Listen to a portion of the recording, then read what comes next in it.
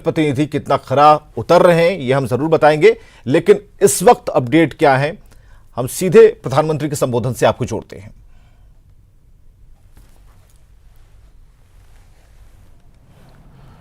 आप सभी को और विश्व भर में फैले भगवान बुद्ध के अनुयायियों को बुद्ध पूर्णिमा की बैसाख उत्सव की बहुत बहुत शुभकामनाएं। ये मेरा सौभाग्य है कि मुझे पहले भी इस पवित्र दिन पर आपसे मिलने, आप सभी से आशीर्वाद लेने का अवसर मिलता रहा है। 2015 और 2018 में दिल्ली में और साल 2017 में कोलंबो में मुझे इस कार्यक्रम से जुड़ने का, आपके बीच आने का मौका मिला था। हाँ, इस बार परिस्थितियां ही कुछ और हैं, इसलिए आमने सामने आकर के आपसे मुलाकात नहीं हो पा रही है। साथियों, भगवान बुद्ध का वचन है, मनोपुब्बम गमा धम्मा, मनोसेट्टा मनोमया, यानी धम्म मन से ही होता है, मन ही प्रधान है, सारी प्रवृत्तियों का अगुवा है। इसलिए आपका और मेरा मन का जो जुड़ाव है, उसके कारण सशरीर उपस्थिति की कभी उतनी महसूस नहीं होती। आपके बीच आना बहुत खुशी की बात होती, लेकिन अभी हालात हमें वो परमिट नहीं करते हैं और इसलिए दूर से ही टेक्नोलॉजी के माध्यम से आपने मुझे अपनी बात रखने का अवसर दिया। इससे बढ़कर के संतोष और क्या हो सकता है। साथियों, लॉकडाउन की इस विकट परिस्थितियों में भी वर्चुअल बैसाख बुद्ध पूर्णिमा दिवस समारोह, इसके इस आयोजन के लिए अंतर्राष्ट्रीय बौद्ध संघ प्रशंसा के पात्र है। आपके इस अभिनव प्रयास के कारण ही इस आयोजन में विश्व भर के लाखों अनुयायी एक दूसरे के साथ जुड़ रहे हैं। लुम्बिनी, बोधगया, सारनाथ और कुशीनगर के अलावा श्रीलंका के श्री अनुराधापुर स्तूप और वासुदेवा मंदिर में हो रहे समारोहों का इस तरह एकीकरण कितनी अद्भुत कल्पना है, कितना सुंदर दृश्य है।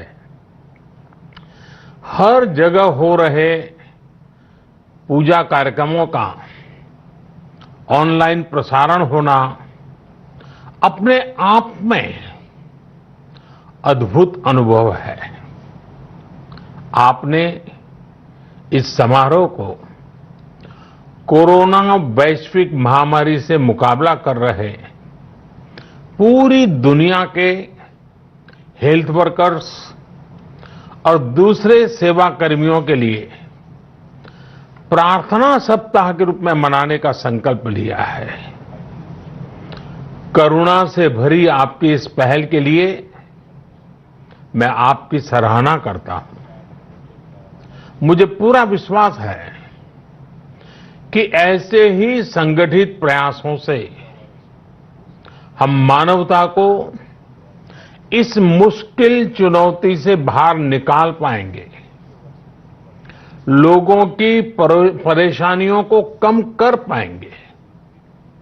साथियों, प्रत्येक जीवन की मुश्किल को दूर करने के संदेश और संकल्प ने भारत की सभ्यता को, संस्कृति को हमेशा दिशा दिखाई है। भगवान बुद्ध ने भारत की संस्कृति और इस महान परंपरा को बहुत समृद्ध किया है। वो अपना दीपक स्वयं बने और अपनी जीवन यात्रा में दूसरों के जीवन को भी प्रकाशित करते रहे। और इसलिए बुद्ध किसी एक परिस्थिति तक सीमित नहीं है, किसी एक प्रसंग तक सीमित नहीं है। सिद्धार्थ के जन्म, सिद्धार्थ के गौतम होने से पहले और उसके बाद इतनी शताब्दियों में समय का चक्र अनेक स्थितियों, परिस्थितियों को समेटते हुए निरंतर चल रहा है। समय बदला, स्थिति बदली, समाज की व्यवस्थाएं बदली, लेकिन भगवान बुद्ध का संदेश हमारे जीवन में निरंतर प्रवाहमान रहा है। ये सिर्फ इसलिए संभव हो पाया है क्योंकि बुद्ध सिर्फ एक नाम नहीं है, बल्कि एक पवित्र विचार भी है। एक ऐसा विचार जो प्रत्येक मानव के हृदय में धड़कता है, मानवता का मार्गदर्शन करता है। बुद्ध त्याग और तपस्या की सीमा है। बुद्ध सेवा और समर्पण का पर्याय है। बुद्ध मजबूत इच्छा शक्ति से सामाजिक परिवर्तन की पराकाष्ठा है। बुद्ध वो है जो स्वयं को तपाकर, स्वयं को खपाकर, खुद को न्योछावर करके पूरी दुनिया में आनंद फैलाने के लिए समर्पित है। और हम सभी का सौभाग्य देखिए, इस समय हम अपने आसपास ऐसे अनेकों लोगों को देख रहे हैं जो दूसरों की सेवा के लिए, किसी मरीज के इलाज के लिए, किसी गरीब को भोजन कराने के लिए, किसी अस्पताल में सफाई के लिए, किसी सड़क पर कानून व्यवस्था बनाए रखने के लिए चौबीसों घंटे काम कर रहे हैं। भारत में, भारत के बाहर ऐसा प्रत्येक व्यक्ति, विश्व के हर कोने में ऐसा प्रत्येक व्यक्ति अभिनंदन का पात्र है, नमन का पात्र है।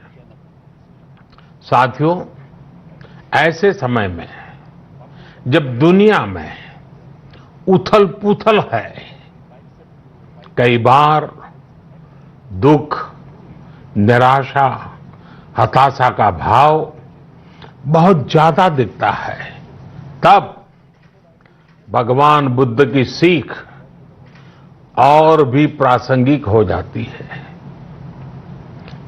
भगवान बुद्ध कहते थे कि मानव को निरंतर ये प्रयास करना चाहिए कि वो कठिन स्थितियों पर विजय प्राप्त करे, उनसे बाहर निकले।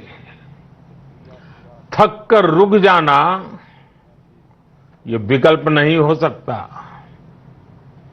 आज हम सब भी एक कठिन परिस्थिति से निकलने के लिए निरंतर जुटे हुए हैं, साथ मिलकर काम कर रहे हैं।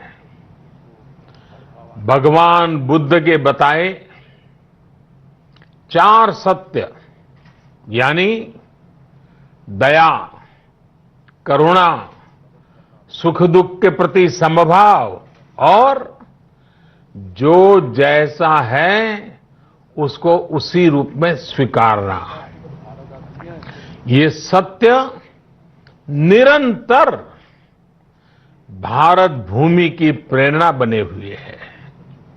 आज आप भी देख रहे हैं कि भारत निस्वार्थ भाव से, बिना किसी भेद के अपने यहां भी और पूरे विश्व में कहीं भी संकट में घिरे व्यक्ति के साथ पूरी मजबूती से खड़ा है।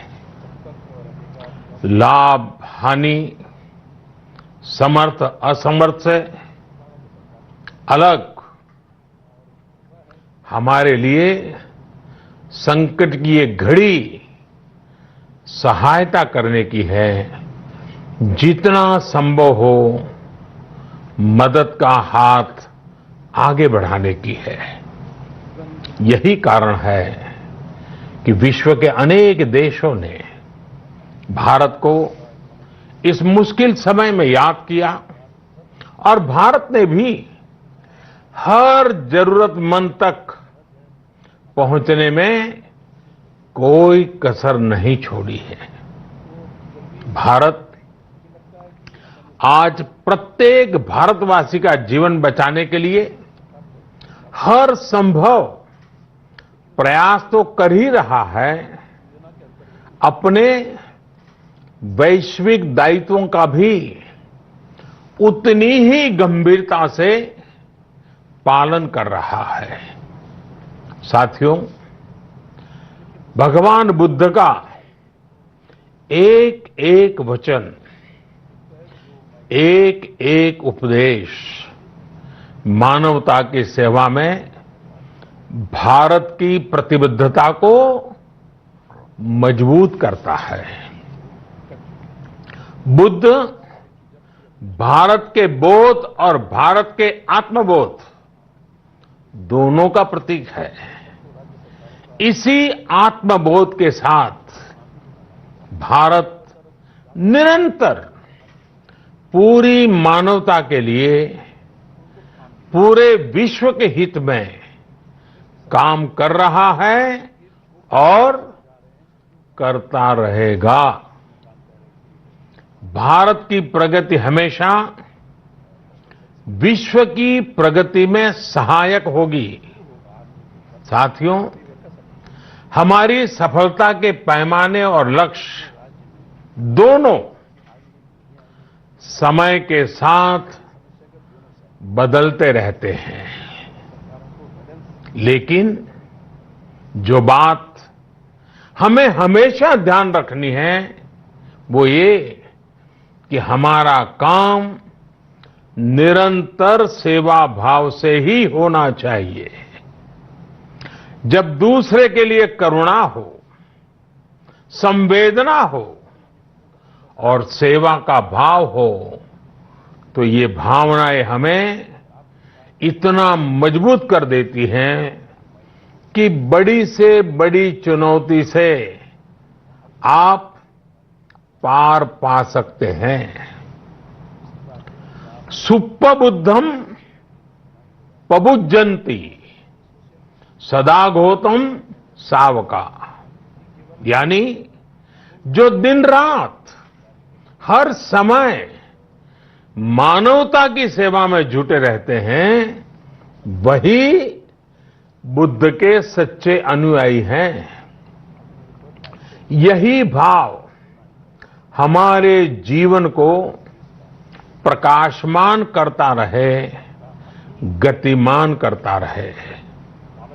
इसी कामना के साथ आप सभी का बहुत बहुत आभार। इस मुश्किल परिस्थिति में आप अपना अपने परिवार का जिस भी देश में आप हैं वहां का ध्यान रखें, अपनी रक्षा करें और यथासंभव दूसरों की भी मदद करें। सबका स्वास्थ्य उत्तम रहे, इसी मंगल कामना के साथ मैं मेरी वाणी को विराम देता हूं। धन्यवाद। सर्वमंगलम।